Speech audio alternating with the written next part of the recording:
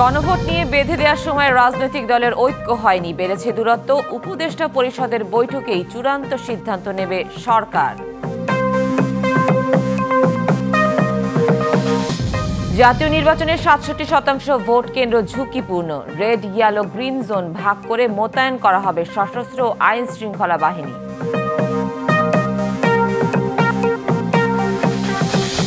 লাঠিচার্জ করে বিসিএস পরীক্ষার্থীদের সরালো পুলিশ। দাবি পূরণের আশ্বাস দিলেও সরকারি প্রাথমিক শিক্ষকদের কর্মবিরতি চলবে। নাশকতার আশঙ্কায় চট্টগ্রামে ৫২টি রাষ্ট্রীয় গুরুত্বপূর্ণ স্থাপনায় নিরাপত্তা জোরদার। সব ইউনিটকে সর্বোচ্চ সতর্ক থাকার নির্দেশ। ক্যাশলেস পদ্ধতিতে বেশি আগ্রহী নন দেশের বড় ব্যবসায়ীরা। এখনো ৭২% লেনদেন হচ্ছে নগদ টাকায়। স্বাগত ডিভিসি সংবাদে। দেখছিলেন মার্কেন্টাইল ব্যাংকের সংবাদ শিরোনাম। আপনাদের সাথে আছি আমি সুনন্দা রায়চৌধুরী। এবার জানাবো খবরের বিস্তারিত। নির্বাচনী ডামাডোলের সরগরম দেশ, অথচ এখনও নিশ্চুপ নিরুত্তাপ জাতীয় পার্টি। দলের দুর্গখ্যাত রংপুরেও নীরব তারা। নেই ত্রয়োদশ সংসদ নির্বাচনী দৌড়ঝাঁপ। ফলে জামায়াতে বিএনপি সহ অন্যান্য রাজনৈতিক দলগুলো মাঠে প্রচারণা চালালেও জমছে না ভোটের আমেজ। যদিও জাপা বলছে গ্রিন সিগন্যালের অপেক্ষায় তারা। রংপুর তাদের দখলেই থাকবে। রংপুর এক, মোকাররম হোসেন সুজন। বিএনপির প্রার্থী ঘোষণার পর থেকেই জমতে শুরু করেছে ত্রয়োদশ সংসদ নির্বাচনী আমেজ। রংপুর ৩-এ মনোনীত হন মহানগরের আহ্বায়ক শামসুজ্জামান সামু। স্বাধীনতা পরবর্তী জাতীয় পার্টির দখলে রাখা আসনটিতে ভোটারদের কাছে টানতে শুরু করেছেন দৌড়ঝাঁপ। এবার জাপার অনুপস্থিতিতে রংপুরে অনেকটা নির্ভর বিএনপি। তবে ভোটের হাওয়া যেন স্পর্শই করছে না ভোটারদের। যদিও সামুর দাবি বঞ্চনার জনপদ মুক্ত হবে বিএনপির হাত ধরে। এখন জাতীয় পার্টির কোনো দুর্গ নাই, কারণ রংপুরের মানুষ দীর্ঘ দিন ধরে নির্যাতিত, নিপীড়িত এবং বঞ্চিত। এই মানুষগুলোকে মুক্ত করার দায়িত্ব এবার বিএনপির। সেই কারণে আমার বিশ্বাস যে রংপুরের মানুষ এবার বিএনপির সাথে আছে, বিএনপির সাথে থাকবে। আসনটিতে প্রচারণার মাঠে জামায়াত ও ইসলামী আন্দোলনের মনোনীত প্রার্থীরাও। ভোটের মাঠে কাউকে ফ্যাক্টর মনে না করলেও সুষ্ঠু নির্বাচন নিয়ে শঙ্কার কথা জানিয়েছে ইসলামী আন্দোলন। আর জামায়াতের দাবি ইসলামী জোয়ারে নিষ্ক্রিয় লাঙ্গল। ব্যবসায়ী জনতা, ছাত্র জনতা সবাই আমাদের সাথে আছে ইনশাআল্লাহ। ভোটের মাঠে যারা প্রার্থী আছেন আলহামদুলিল্লাহ, আমি কাউকে ফ্যাক্টর মনে করি না। আমরা জনগণের কাছে যাচ্ছি, নিয়মিত তাদের সঙ্গে ভোটারদের সাথে সভা করছি, গণসংযোগ করছি, মিছিল করতেছি, ভোট চাচ্ছি ইত্যাদি করার মাধ্যমে জনগণের ব্যাপক সাড়া আমরা লক্ষ্য করছি। তবে ভোট নিয়ে উত্তাপ নেই কোণঠাসা জাতীয় পার্টির। নির্বাচন নিয়ে দলটির নানা অভিযোগ। একটা পাতানো নির্বাচনে পা দিয়ে জাতীয় পার্টি নিজে গায়ে কাদা মাখবে না। জাতীয় পার্টি যে নির্বাচনটা করবে তার জন্য লেভেল প্লেয়িং ফিল্ড আছে কিনা, তার আইনি সুরক্ষাটা সবাই পাবে কিনা, এই বিষয়গুলো যদি নিশ্চিত না করে তাহলে আমাকে বিভিন্নভাবে আমাদের দলের লোককে হয়রানি করবে, আর সেখানে জাতীয় পার্টি মাঠে থাকবে, এটা হবে না। মব সন্ত্রাস হচ্ছে, সেটাই কন্ট্রোল করতে পারছে না। বাংলাদেশে এত বড় নির্বাচন তারা কন্ট্রোল করতে পারবে কিনা, জাতীয় পার্টি মাঠে নামার পর জাতীয় পার্টিকে সঠিকভাবে নিরাপত্তা বিধান করতে পারবে কিনা, এইটা আমাদের প্রশ্নবিদ্ধ হয়ে আছে। ত্রয়োদশ নির্বাচনে রংপুরে এনসিপির আক্তার হোসেন ও জামায়াতের সাবেক secretary general ATM Azharul Islam প্রার্থী হওয়ায় জেলা জুড়ে ভোটের উত্তাপ চরমে। এ অবস্থায় জাতীয় পার্টি কি টিকিয়ে রাখতে পারবে তাদের ঘাঁটি, এমন আলোচনাই এখন সবখানে। Majed Masud, DBC news, Rangpur. নাশকতার আশঙ্কা এবার চট্টগ্রামে ৫২টি রাষ্ট্রীয় গুরুত্বপূর্ণ স্থাপনায় নিরাপত্তা ব্যাপক জোরদার করেছে আইন শৃঙ্খলা বাহিনী। একাধিক গোয়েন্দা সংস্থার প্রতিবেদনে গুরুত্বপূর্ণ এসব স্থাপনায় অঘটনের শঙ্কার কথা উঠে আসায় নড়েচড়ে বসেছে প্রশাসনও। এদিকে নাশকতা ঠেকাতে সব ইউনিটকে সর্বোচ্চ সতর্ক অবস্থায় থাকার নির্দেশ দিয়েছে পুলিশ সদর দপ্তর। দেশের প্রধান সমুদ্র বন্দর চট্টগ্রামে, এছাড়া পতেঙ্গাই কর্ণফুলী নদীর তলদেশ দিয়ে নির্মিত টানেল, শাহ আমানত আন্তর্জাতিক বিমানবন্দরের পাশাপাশি রয়েছে জ্বালানি তেলের প্রধান স্থাপনা ও দেশের একমাত্র তেল শোধনাগার ইস্টার্ন রিফাইনারি। একই সাথে রয়েছে পদ্মা, মেঘনা, যমুনা ও ঢাকা চট্টগ্রাম জ্বালানি তেলের পাইপলাইন সহ জ্বালানি তেল সংশ্লিষ্ট নানা স্থাপনা। এছাড়া বিভিন্ন উপজেলায় রয়েছে একাধিক বিদ্যুৎ কেন্দ্র। জ্বালানি তেল সংশ্লিষ্ট এসব স্থাপনাগুলোতে নাশকতা চালানো হতে পারে এমন গোয়েন্দা তথ্য রয়েছে আইনশৃঙ্খলা বাহিনীর কাছে। তাই নাশকতা ঠেকাতে সতর্ক অবস্থানে থাকার কথা জানিয়েছেন পুলিশ কর্মকর্তারা। বর্তমান প্রেক্ষাপটে কেপিআই বা গুরুত্বপূর্ণ স্থাপনা, বন্দর, সবগুলোর প্রতি আমাদের বিশেষ নজরদারির জন্য আমাদের ঊর্ধ্বতন কর্তৃপক্ষ সবসময় আমাদেরকে নির্দেশনা দেয়। সিনিয়র অফিসাররা 24 আওয়ার্সে ওগুলো মনিটরিংয়ের মধ্যে রাখে। গুরুত্ব বিবেচনায় যতখানি আইনশৃঙ্খলা রক্ষার্থে, এগুলো নিরাপত্তা রক্ষার্থে যত আমাদের কর্মযজ্ঞ, আমাদের কর্ম পরিকল্পনা করা প্রয়োজন সবগুলো আমরা করেছি। ঢাকা ও চট্টগ্রামে পরপর দুটি গুরুত্বপূর্ণ স্থাপনায় ভয়াবহ অগ্নিকাণ্ডে সারা দেশে ছড়িয়েছে আতঙ্ক। তাই বন্দরসহ আশপাশের এলাকায় নজরদারি জোরদার করা হয়েছে। আমাদের এখানে 24/7 সবগুলা গেট এবং সবগুলা পয়েন্টে, সবগুলো স্থাপনায় আমাদের ম্যানিং করা আছে। এখানে প্রায় 1500 সিসিটিভি ক্যামেরার কভারেজে আছে। আমরা একেবারে আউটার অ্যাঙ্কারেজ পর্যন্ত, ইভেন মাতারবাড়ি পর্যন্ত আমাদের এই বিটিএমএস কভারেজের মধ্যে আছে। পুলিশ সদর দপ্তর থেকে পাঠানো নির্দেশে বলা হয়, নাশকতা, নৈরাজ্য বা রাষ্ট্রীয় স্থাপনায় হামলার আশঙ্কা উড়িয়ে দেওয়া যাচ্ছে না। তাই মাঠ পর্যায়ের কর্মকর্তাদের অতিরিক্ত টহল, চেকপোস্ট স্থাপন ও সন্দেহভাজনদের জিজ্ঞাসাবাদের নির্দেশনা দেওয়া হয়েছে। মাসুদুল হক, ডিবিসি নিউজ, চট্টগ্রাম। গোপালগঞ্জ পৌরসভায় হলেও জলাবদ্ধতা আর মাত্র 300 মিটার সড়কের অভাবে বন্ধ হবার উপক্রম জামিয়া কারিমিয়া আরাবিয়া মাদ্রাসা ও এতিমখানা।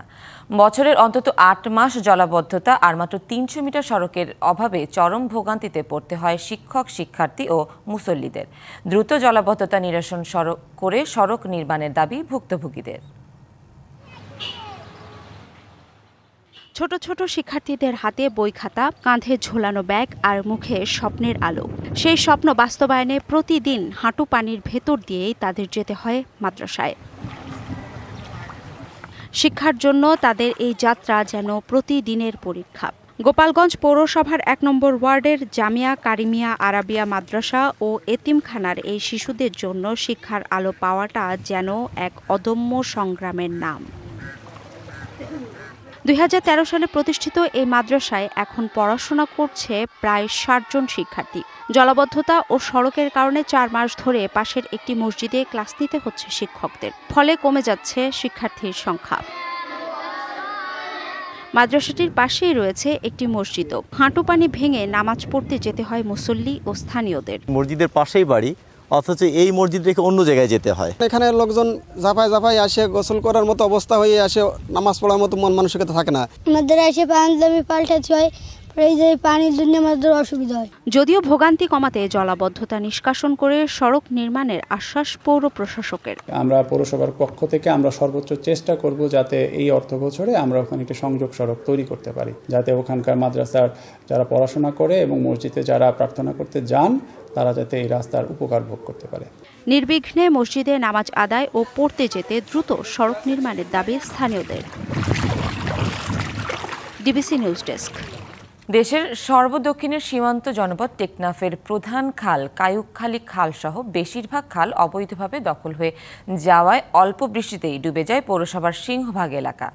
খালের পাড় ভরাট করে গড়ে তোলা হয়েছে নানা অবৈধ স্থাপনা। স্থানীয় প্রশাসন বলছে, উচ্ছেদের দায়িত্ব পানি উন্নয়ন বোর্ডের হলেও অবৈধ দখলদারদের তালিকা তৈরি করে উচ্ছেদ অভিযান চালানো হবে। পূর্বে নাফ নদী, দক্ষিণ ও পশ্চিমে বঙ্গোপসাগর, মাঝখানে প্রায় 150 বর্গ মাইলের ছোট্ট এক জনপদ টেকনাফ। এখানে পানি চলাচলের জন্য 10টি খাল থাকলেও সময়ের সাথে ভরাট ও অবৈধ দখলদারদের কবলে চলে গেছে এগুলোর সিংহভাগ অংশ। এছাড়া নাফ নদী পাড়ে অপর্যাপ্ত বেড়িবাঁধ ও স্লুইস গেটের কারণে বর্ষা কিংবা তীব্র জোয়ারে খালের পানি বের হতে না পেরে সৃষ্টি হয় জলাবদ্ধতা। টেকনাফে পানি নিষ্কাশনের প্রধান পথ কায়ুকখালী খাল, যেটির 60 ফুট প্রস্থ কমে এখন প্রায় অর্ধেক। এছাড়া নদী পাড়ে অপর্যাপ্ত বেড়িবাঁধ ও সরু সুইচ গেটের কারণে নামতে পারে না বৃষ্টির পানি।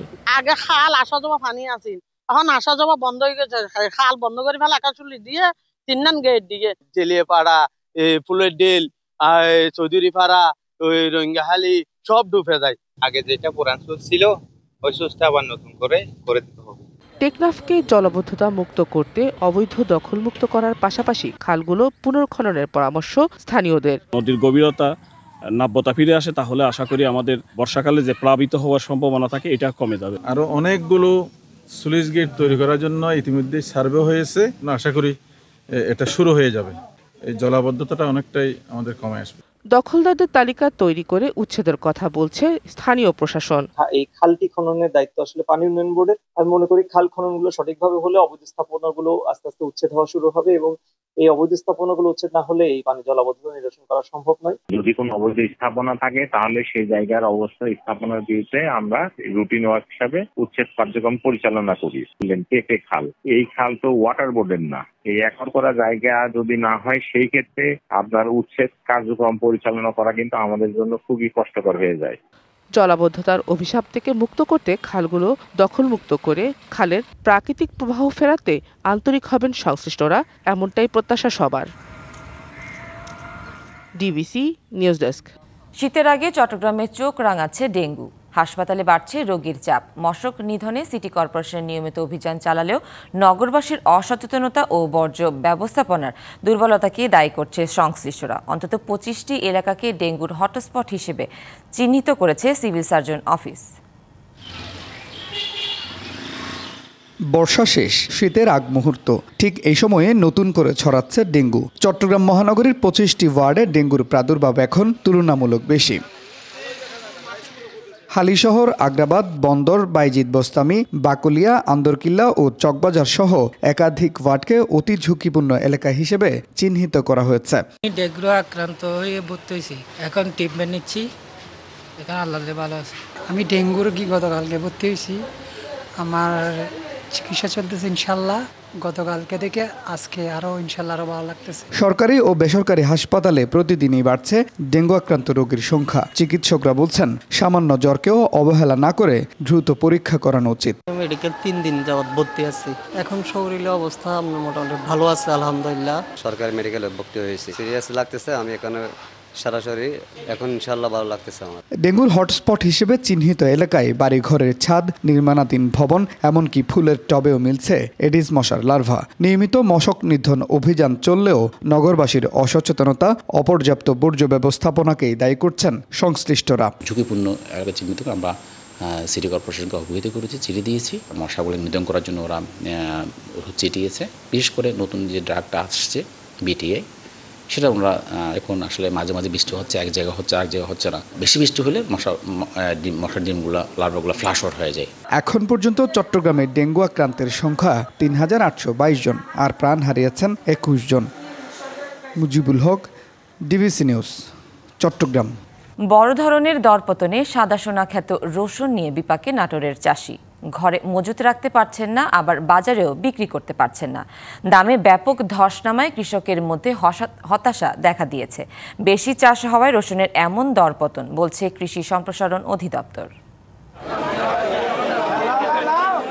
দেশে রসুনের মোট চাহিদার 20 থেকে 25 ভাগ উৎপাদিত হয় নাটোর জেলায়। বিনা চাষে রসুন উৎপাদন করা এখানকার চাষিদের ঐতিহ্য। নাটোরের চাঁচকোয়ের মৌখাড়া, বনপাড়া, বড়াইগ্রাম, নলডাঙ্গা হাটে সবচেয়ে বেশি রসুন বিক্রি হয়। হাটগুলোতে পর্যাপ্ত রসুন থাকলেও ক্রেতার সংখ্যা খুবই কম।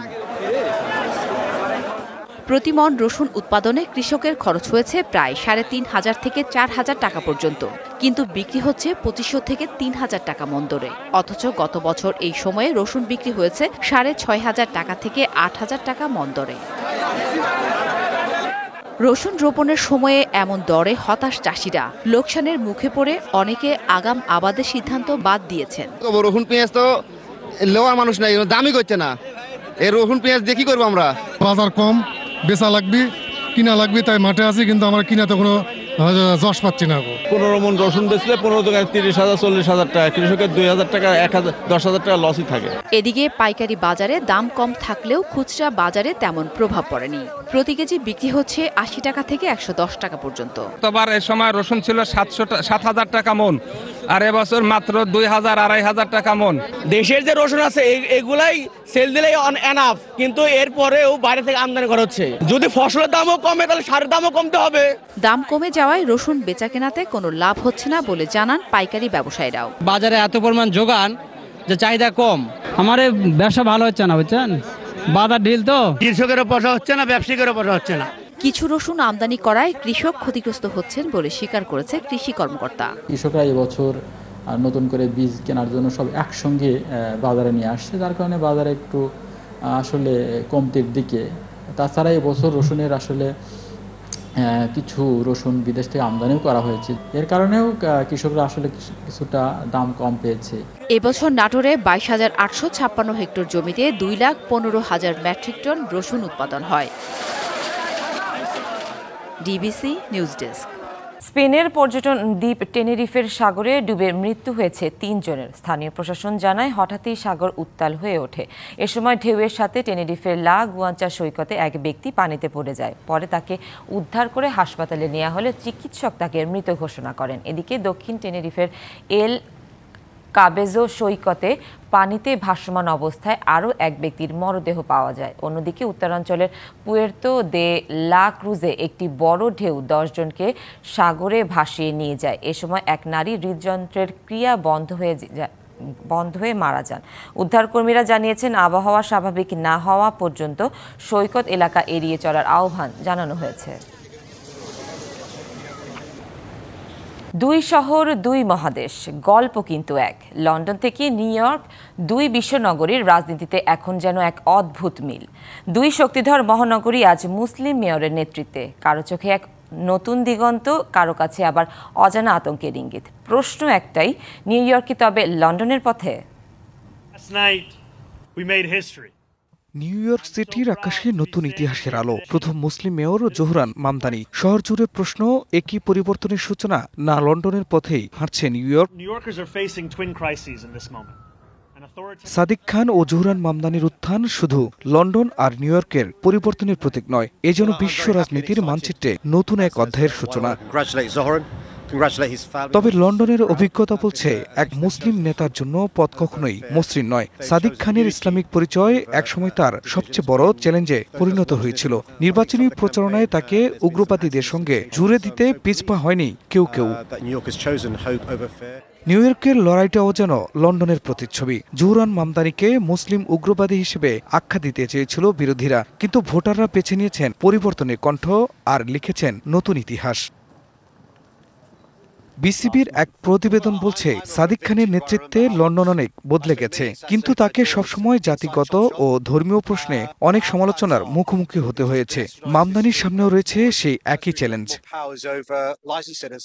লন্ডনের সাদিক খানের পর এবার ট্রাম্পের রাডারে নিউ ইয়র্কের জোহরান মামদানি। প্রশ্ন উঠেছে, ট্রাম্পের তীক্ষ্ণ সমালোচনার মুখে মামদানি কি গড়তে পারবেন নিজের রাজনৈতিক ভবিষ্যৎ? যখন আপনি আন্তর্জাতিকভাবে পরিচিত হন, তখন আপনার প্রতিটি পদক্ষেপের সমালোচনা হবে, কিন্তু নেতৃত্ব মানে এই চাপের মধ্যেও কাজ চালিয়ে যাওয়া। 2 শহরের গল্প আলাদা, সংস্কৃতি রাজনীতি সব ভিন্ন, তবু বার্তাটা একই। বৈচিত্র্যের মধ্যেও নেতৃত্বে উঠে আসছে নতুন মুখ, নতুন বিশ্বাস, নতুন প্রজন্মের প্রতিনিধিত্ব। খান মোহাম্মদ মুকুল, ডিবিসি নিউজ ডেস্ক। শীতের আগমনী বার্তা নিয়ে লন্ডনে শুরু হয়েছে উৎসবের আলোছায়া। রং, সঙ্গীত আর উচ্ছ্বাসে ভরে উঠেছে লন্ডনের প্রাণকেন্দ্র কার্নাবি স্ট্রিট।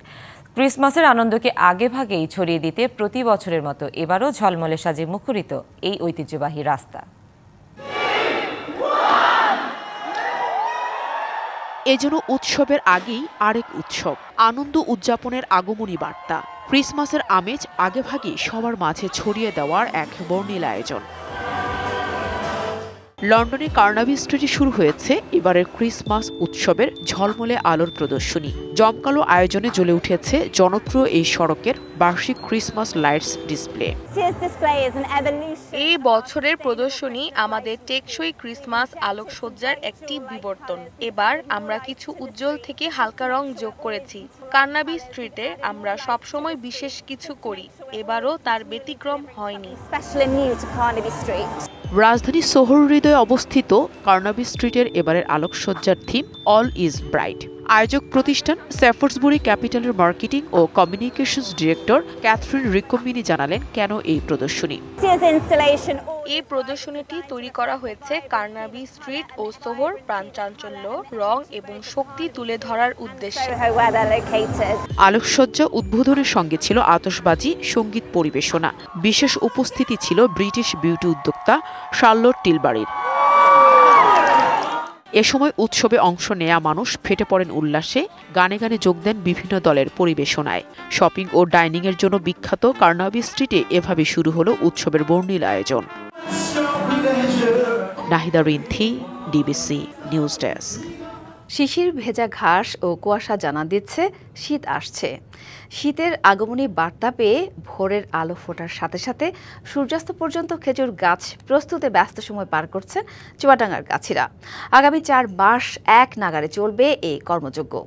রস সংগ্রহের পর তৈরি হবে খেজুর গুড় আর নলের পাটালি। ভোরের প্রথম আলোয় জেগে ওঠে গ্রাম। হেমন্তে হালকা কুয়াশার চাদরে ঢাকা মাঠে শিশিরের ঝলক। বেলা বাড়তেই ঘাসের ওপর রোদের ছোঁয়ায় চিকচিক করে হাজারো বিন্দু, যেন প্রকৃতি নিজেই এঁকেছে আলোর অলঙ্কার। চুয়াডাঙ্গার গাছিরা এমন সময় ব্যস্ত নিজস্ব দিতে দা সানিয়ে নেয়ার পাশাপাশি রস আহরণের জন্য প্রস্তুত করা হচ্ছে খেজুর গাছগুলোকে। আগামী 4 মাস চলবে রস সংগ্রহের কাজ। আমরা কার্তিকের প্রথম থেকে গাছ তোলা শুরু করি, 5 থেকে 6 দিন পরে আমরা গাছ চাষ দিই। কার্তিক মাস হলে আমি গাছ তুলি, আর ওদিকে ফাল্গুন চৈত মাস পর্যন্ত আমরা এই গাছটা কাটি। আগাম গাছ তোলা ছিল, আমি আজকে প্রথম গুড় জাল দিচ্ছি আর কি। শীতের একটু অনুভূত হলে হয়তো ভালো গুড়, ভালো মানে গুড় পাওয়া যাবে। রস সংগ্রহের পর তৈরি করা হবে খেজুর গুড় আর পাটালি। এতে কর্মসংস্থান হবে অনেকের। তবে এ খাতে সরকারি পৃষ্ঠপোষকতা না থাকায় এগোচ্ছে না গ্রাম বাংলার সম্ভাবনাময় অর্থনীতি।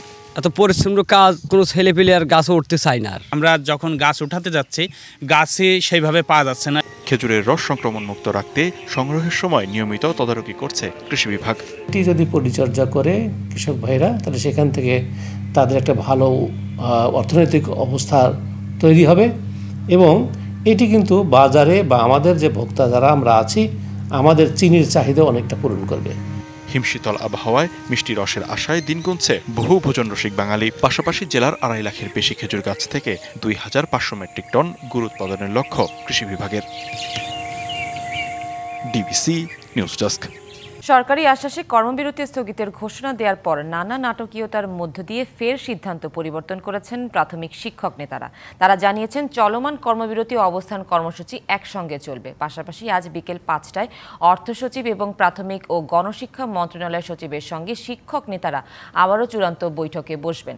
গতকাল রাত 9:30টায় সচিবালয়ে সরকারের প্রতিনিধি দলের সঙ্গে বৈঠকের পর শিক্ষক নেতারা প্রথমে কর্মবিরতি স্থগিতের ঘোষণা দিয়েছিলেন। 10ম গ্রেডে বেতন সহ 3 দফা দাবি আদায় ও শাহবাগে লাঠিপেটার প্রতিবাদে রবিবার কর্মবিরতি শুরু করেন সরকারি প্রাথমিক বিদ্যালয়ের সহকারী শিক্ষকরা।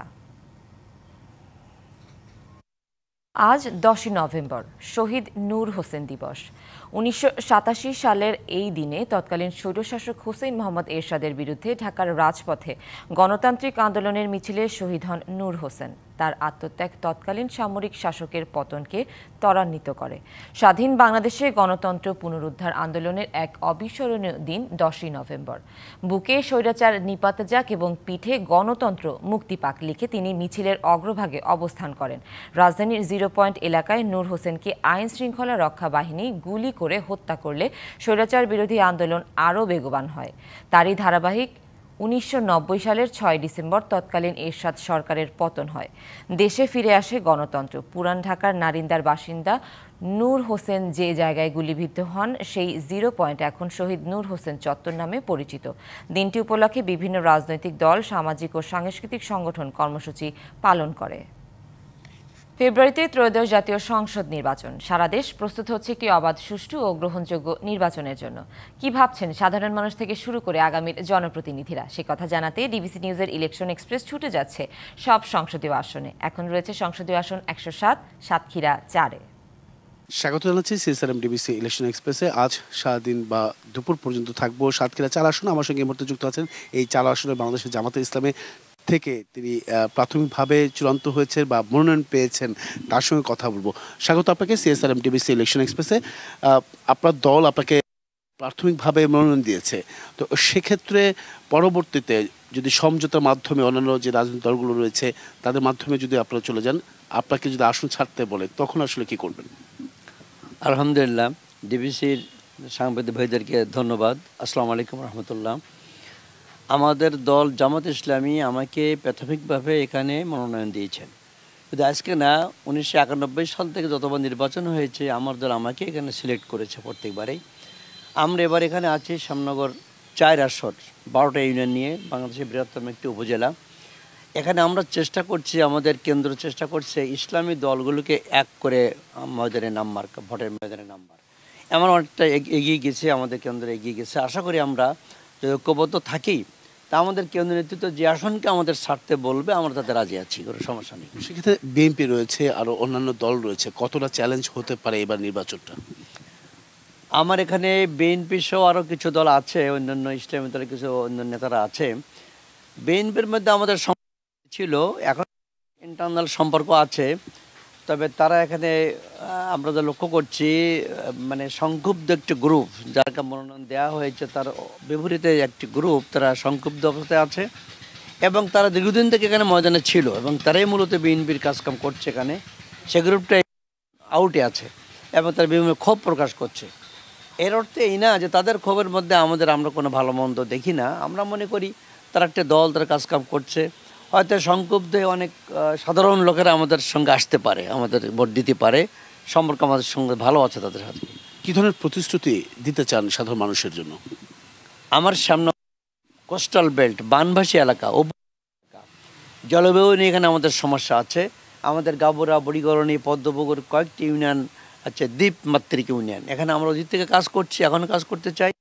তা আমরা জনগণকে আমরা এভাবে আশ্বাস দিচ্ছি, অতীতে আমরা কাজ করেছি, যেখানে বানভাসীতে কী করে বাঁচা যায়, মিষ্টি পানির ব্যবস্থা করা যায়, লবণাক্ত থেকে বাঁচানো যায়, উপকূলে বেড়িবাঁধ তৈরি করা যায় এবং যারা আমাদের জঙ্গল আছে, বাঘ বিধবা আছে, ওখানে অসহায়ত্ব তারা দিন যাপন করে, এতিম, তাদেরকে পুনর্বাসন করা যায়, যুবক পুনর্বাসন করা যায় এবং কৃষকদের একটা বড় ভূমিকা আছে। চিংড়ি চাষ, কাঁকড়া চাষ ইদানিং শুরু হয়েছে। অতীতে ধান চাষ প্রকল্প ছিল, এখনও সেটা আছে, উন্নয়ন করা যায়, এটা আমাদের চিন্তা আছে। আমাদের চিংড়ি চাষের পাশাপাশি মিষ্টি পানিরও একটা এলাকা আছে, জোন আছে। মিষ্টি পানিতে ধান চাষের জন্য অনেক উদ্গ্রীব আছে। আমরা এটাও চেষ্টা করবো যাতে মিষ্টি পানি ধান চাষ করা যায়, আবার লবণবাড়িতে চিংড়ি চাষ করা যায়। যেখানে যেটা করার দরকার সেটা আমরা করবো, জন্য প্রস্তুত আছি। তো সেক্ষেত্রে সনাতন ধর্ম তারা কি দাঁড়িপাল্লাকে বেছে নেবে? আমার সনাতন ধর্ম প্রায় 20-25% অতীতে ছিল, এখনও কম বেশি কিছু আছে, তাদের সঙ্গে আমাদের ভালোই সম্পর্ক আছে। আমরা গত 5 আগস্টের পরে 1 বছর চলে গেল, কয়েকটা পুজো মণ্ডপ ছিল না, তারা মিসকিরিনা তাদের রাস্তা কেটে দিয়েছিল, তার কেটে দিয়েছিল, মন্দিরে আক্রমণ করেছিল। আমি রাত 10টার সময় সেখানে যেয়ে তাদেরকে উদ্বুদ্ধ করে, সংস্কার করে, তাদের টাকা পয়সা দিয়ে আমার বাধ্য করেছি, বাধ্য না, তাদেরকে করেছে এবং তারা করেছে। এবং সামনাকারে গত এই 2 বছর হচ্ছে কোনো জায়গায় অকারেন্স কোনো ঘটেনি। আমরা আমাদের পর থেকে স্বেচ্ছাসেবক সেন্সিটিভ এলাকাগুলো আমরা নিয়োগ করে রেখেছি, ফেরালে যাতে করে অসুবিধা না হয়। নিশ্চিত আছেন যে আপনাকে বেছে নেবে? কি কারণ? আমরা নিশ্চিত, মোটামুটি নিশ্চিত আছি যে হিন্দু ভাইরা তারা বক্তৃতায় বলছে, কথায় বলছে যে তারা আমাদেরকে সমর্থন করবে। তারা বলছে আমরা অতীতে আমরা দল দেখেছি, জামাতকে আমরা দেখতে চাই। অসংখ্য ধন্যবাদ আপনাকে আমাদের সঙ্গে, আপনি এতক্ষণ যুক্ত ছিলেন। পরবর্তী সংবাদ বেলা 12টা থাকছে ভিন্ন কোনো রাজনৈতিক দলের যারা সম্ভাব্য কিংবা মনোনয়ন প্রত্যাশা বা মনোনয়ন পেয়েছেন তারা কি ভাবছেন আগামী নির্বাচনকে কেন্দ্র করে, সেসব বিষয়ের সঙ্গে থাকুন সিএসআরএম ডিবিসি ইলেকশন এক্সপ্রেসের।